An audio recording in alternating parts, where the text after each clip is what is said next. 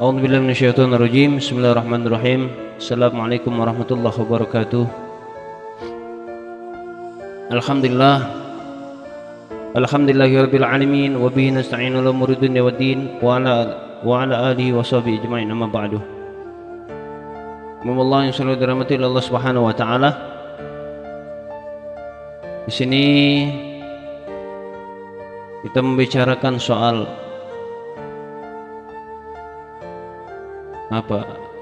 dakwah seseorang, ya. Bagaimana media dakwah? Dakwah itu mengajak, yang pada hakikatnya dakwah itu mengenalkan manusia kepada Allah dan Rasulnya. Dakwah itu mengingatkan terhadap orang-orang yang lupa. Dakwah itu menarik orang-orang yang dalam kemaksiatan sehingga dia menjadi berada di jalan kebaikan. Jadi hakikatnya dakwah kepada Allah Subhanahu wa taala seperti itu. Maka dari itu ilmu yang selalu dirahmati oleh Allah Subhanahu wa taala.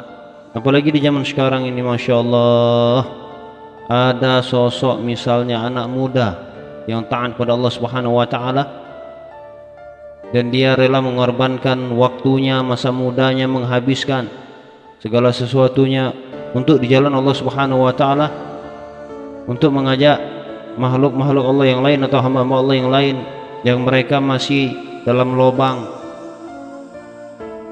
kemudian mereka tarik keluar daripada lubangnya. Kata seperti itulah yang maknanya dakwah. Anak muda yang soleh, yang taat kepada Allah, yang mereka itu tidak berharap apa-apa kecuali Allah Subhanahu wa taala, yang ridho dalam kehidupannya apapun yang terjadi, ikhlas karena Allah Subhanahu wa taala, dan semata-mata berharap rindunya kepada Rasulullah sallallahu alaihi wasallam. Itu mereka dalam medan dakwah mereka. Jadi ada pendakwah itu, ya ayyuhal mukmin, yang mereka itu taubat misalnya dari dunia narkoba, kemudian mereka ingat dengan peristiwa masa lalunya terhadap dirinya, dan mereka tidak mau apa yang pernah terjadi dalam dirinya juga terjadi kepada sahabat-sahabatnya, apalagi sahabat-sahabatnya, saudara-saudaranya, satu muslim kepada Allah Subhanahu wa taala keyakinannya. Dan mereka tidak rela sehingga orang-orang yang ahlu daripada yang dahulunya pernah terjun ke dunia narkoba, mereka itu mampu menyelami orang-orang yang narkoba karena mereka paham.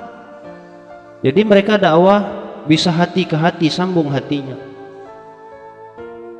Mereka tahu bagaimana metode dakwah untuk orang-orang yang ahli narkoba. Pun begitu juga ada orang-orang yang sudah insyaf, yang dahulunya misalnya mereka ahlu judi, dan mereka paham karena mereka dahulu juga pernah menjadi seorang yang ahlu judi, dan mereka paham rasanya bagaimana, keadaannya bagaimana, sehingga mereka juga dakwah dari hati ke hati. Begitu juga misalnya ada orang-orang yang bertato-tato, banyak tatunya misalnya, dia hobi minum misalnya dahulunya, kemudian dia hijrah dan kembali di jalan Allah Subhanahu wa taala, dan dia pun mampu, ya mukmin, untuk memahami hati ke hati bagaimana mereka untuk menyelami perasaan hati mereka, orang-orang yang bertato-tato, yang hobi minum juga seperti itu. Itulah dakwah, ya mukmin. Dakwah secara kasih dan sayang, sampai mereka tidak mencerca orang-orang yang ahlu narkoba, tidak. Mereka juga tidak mencerca orang-orang yang ahlu judi, tidak. Mereka juga tidak mencerca orang-orang yang ahlu bertato-tato misalnya. Mereka tidak mau, karena kenapa? Mereka lebih mengedepankan husnuzon billah, husnuzon fillah, husnuzon lillah. Itu yang mereka lakukan dalam hati mereka. Tidak sedikit pun tergelincir di batin mereka itu suuzon, prisangka buruk terhadap mereka. Karena sebaliknya mereka selalu berhusnuzon bahwasanya mereka itu, ya makanya dakwah itu yang jatuh kepada pengalaman pribadi yang sudah hijrah kepada Allah Subhanahu wa taala dan mengenal Rasulnya, dan mereka dakwah di tempat yang sama terhadap mereka-mereka yang dahulunya pernah dia alami, itu sampai hati ke hati. Itu mereka ya mukmin. Jadi apalagi ada anak muda yang sudah hijrah di jalan Allah Subhanahu wa taala. Mereka pun sesama muda, mereka paham. Mereka ada. Dan medan dakwah juga yang mukmin yang selalu dirahmati oleh Allah Subhanahu wa taala bukan hanya sekedar ngomong, bukan hanya sekedar pidato, bukan hanya sekedar ceramah atau apa. Dakwah mengajak. Seperti yang kita katakan tadi, dakwah itu mengajak. Orang yang jatuh kita ambil. Jatuh di lubang maksiat kita ambil sehingga mereka berada di tempat yang jauh lebih baik. Bahkan mereka mengenal Allah dan Rasulnya. Atau mereka yang sempat lupa tadinya dakwah sehingga mereka menjadi ingat. Atau mereka yang jauh, sudah jauh daripada Allah dan Rasulnya, dakwah melalui daripada dakwah sehingga mereka menjadi dekat lagi. Dan dakwah yang terindah hati ke hati. Dakwah yang ikhlas lahir dan batin, tidak peduli, tidak berharap upah, tidak berharap jasa. Mereka hanya berharap, wa ma as'alukum alaihi ajr in ajra illa ala rabbil alamin. Mereka tidak berharap akan upah di muka bumi ini kecuali upahnya hanya Allah Subhanahu wa taala kelak yang Allah persiapkan untuk di hari yang akan datang yang kekal abadi selama-lamanya. Di sana yang mereka pikirkan. Jadi hati ke hati. Makanya ya mukmin, sungguh miris kita melihat seandainya seumpama ada orang yang sudah hijrah, kemudian dia sudah menggunakan peci atau menggunakan jubah atau sorban, kemudian dia terjun misalnya kepada sahabat-sahabatnya yang dahulu menjadi sahabatnya, mereka yang ahlul narkoba misalnya. Mereka terjun ke sana, mereka campur. Misalnya ada 5 orang, 1 diantaranya dia dan 4 orang itu sahabat-sahabatnya lama. Mereka yang masih terjun di dunia ahlul narkoba, tidak masalah ya mukmin.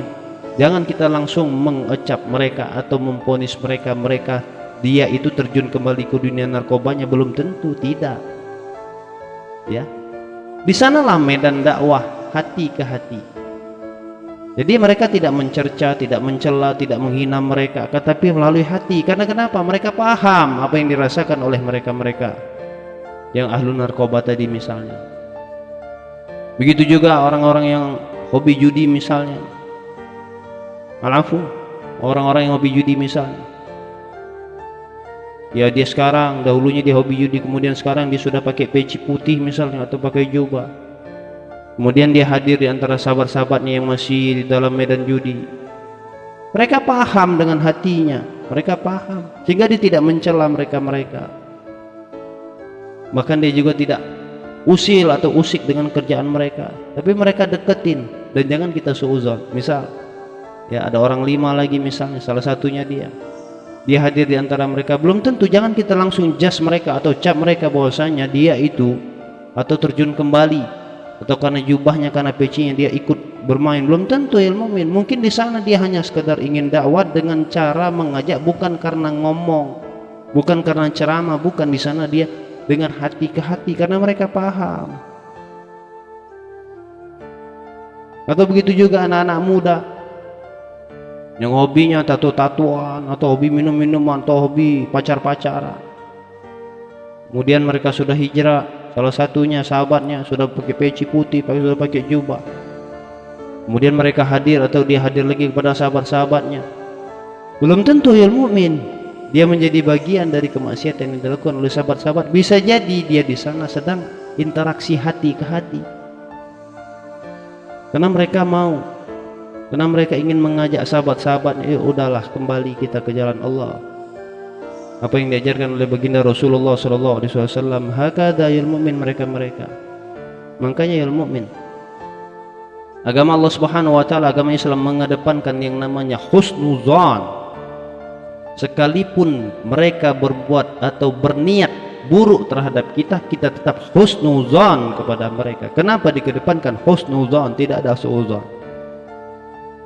Dikhawatirkan karena suuzan itu memiliki bahaya besar, ya kan? Sayang, apalagi kita sudah sholat, kita sudah ibadah, namun kita masih suuzan, ada prasangka buruk. Belum tentu. Kita cek dulu kebenarannya. Dia sudah pakai peci putih, sudah pakai jubah putih, kok terjun lagi ke dunia narkoba, kok terjun lagi ke dunia judi, kok terjun lagi ke dunia miras misal, kok terjun lagi ke dunia perempuan atau wanita. Aneh. Coba cek kembali kebenarannya, kita simak, jangan langsung kita cap mereka telah kembali. Itulah yang namanya suudzon. Bahkan ya mukmin yang selalu dirahmati Allah Subhanahu wa taala, ada satu cerita di mana seorang guru ya memanggil seorang muridnya yang sudah menjadi guru juga. Kata gurunya, engkau pergi ke satu warung yang jual tua. Ya, pada saat dia jual tua, itu berjalan, engkau harus berjalan di depan santri-santrimu yang belajar dengan engkau pada saat itu.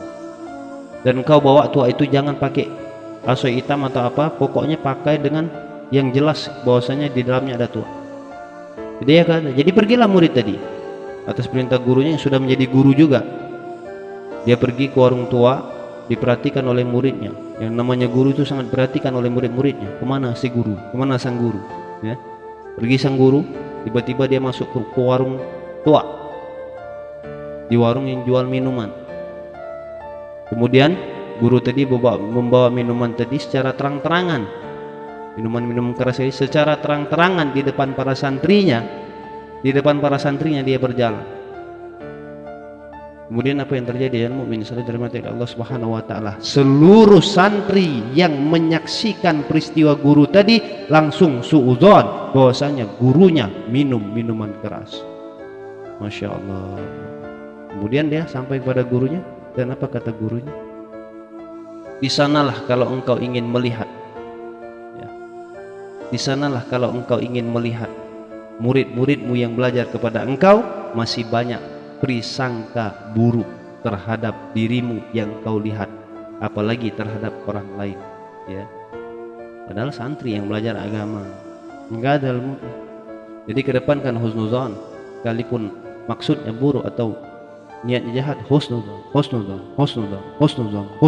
prisangka baik. Itulah yang diajarkan baginda Rasulullah SAW yang tidak pernah suudzon. Dia selalu husnuzon, apalagi di medan dakwah. Jadi biarkan ya, mereka pendakwa-pendakwa yang dengan hati kasih dan sayang, insya Allah mereka tidak akan mencela orang-orang yang berbuat maksiat. Kata contoh seperti misalnya Gus Miftah. Gus Miftah itu dakwanya ke tempat wanita-wanita mana, dan beliau tidak mengedepankan suudzon, akan tapi husnuzon. Karena mereka juga punya hati, ya, mereka berbuat salah, mereka berbuat maksiat bukan mereka mau, akan tapi itu karena sudah menjadi ketetapan, sehingga di saat mereka itu taubat ya mukmin, mereka bersungguh-sungguh pada Allah dan benar-benar mereka mencintai Rasulullah SAW. Allah yang sudah dirahmati Allah, yuk kita kedepankan husnuzan, dengan kita suudzon siapapun dia. Insya Allah dakwah hati ke hati, apalagi dakwah itu orang itu sudah pernah mengalami peristiwa yang hendak dia dakwahkan, insya Allah sampai. Karena hati ya, orang yang ahlu narkoba misalnya, dia taubat kepada Allah Subhanahu wa taala dan dia ingin dakwah kepada sahabat-sahabat karena dia tidak rela melihat sahabat-sahabat masih berada di dalam dunianya, mereka dekati, mereka silaturahmi, tidak hari ini mungkin di suatu saat. Bahkan dengan hadirnya mereka insya Allah kepada sahabat-sahabat, karena sabab salamannya, karena sabab pelukannya, pelukan kasih sayangnya, ya mukmin itu ada sambaran-sambaran, getaran-getaran hati yang menarik sehingga dalam hati mereka itu ingat Allah. Tidak pun hari itu, mungkin suatu saat mereka akan kembali kepada Allah Subhanahu wa taala. Bukankah enak ya? Bukankah enak kita, apalagi mereka anak-anak muda ya, kalau mereka sudah berada di jalan Allah Subhanahu wa taala, insya Allah dalam keadaan kehidupan kita menjadi aman, menjadi tentram, penuh dengan silsilah-silsilah agama, apa istilahnya itu apa, penuh dengan kehidupan ala nabawi, ala Rasulullah, ala nubuah Rasulullah itu hidup, masya Allah enak ya. Seminimal-minimal ilmu yang sudah dirahmati Allah Subhanahu wa taala, minimal kalaupun kita tidak ahli di dalam bidangnya ya, di saat kita dakwah, kita lihat anak-anak muda yang dakwah atau orang-orang yang dalam perjalanan dakwah, dalam perjuangan dakwah, yang kita dukung mereka, kita support mereka, tidak secara material ya, secara dukungan moral kepada mereka, kalaupun tidak juga kita merestui pengorbanan dakwah mereka, menyokong dakwah mereka, bahkan kita mencintai mereka insyaallah ya mukmin, karena sabab kita ini, karena sabab ada harta kita memberikan pada mereka secara material atau secara moral, kita berikan semangat pada mereka sehingga di saat mereka dakwah, mereka berhasil mengajak orang menuju kebaikan ya, pahala-pahala yang mereka ajak menuju kebaikan dan berhasil mereka ajak mereka orang-orang yang dalam kemaksiatan itu mereka menjadi baik, seluruh pahala-pahala itu juga kembali kepada kita tanpa mengurangi sedikit pun daripada pahala yang mereka dalam perjuangan dakwah. Hakadha ya mukmin, terus berjuang di jalan Allah Subhanahu wa taala, ikhlas semata-mata karena Allah ya. Mereka berjuang dalam agama Allah itu ikhlas, tidak mengharapkan upah, bahkan mereka menghabiskan waktu mereka, meninggalkan anak istri mereka dalam dakwanya. Masya Allah ya mukmin yang saya dirahmati oleh Allah. Kita mungkin tidak mampu untuk melakukan hal itu kan, tapi kita menyokong ya, menyokong dengan material kita atau materi kita, atau dengan dukungan moral kita kepada mereka, atau dengan dukungan merestui kepada mereka, atau kita tidak membenci kepada mereka, cukup insyaallah ya. Kita ini bersama-sama dengan orang yang kita cintai ya. Anta ma'aman ahbabta, engkau bersama-sama dengan orang yang engkau cintai. Anta ma'aman ahabbah, dan engkau bersama-sama dengan orang yang engkau cintai ya. Ini saja, mudah-mudahan bermanfaat. Lebih dan kurang saya mohon maaf. Al-fakir ad-dhaif lallah, orang yang miskin ilmu, miskin amal, madnub, orang yang banyak dosa. Sekali lagi mohon ampun pada Allah Subhanahu wa taala. Allahumma shalli wa sallim ala sayyidina Muhammadin wa ala alihi wasallam. Alhamdulillahirabbil alamin. Wassalamualaikum warahmatullahi wabarakatuh.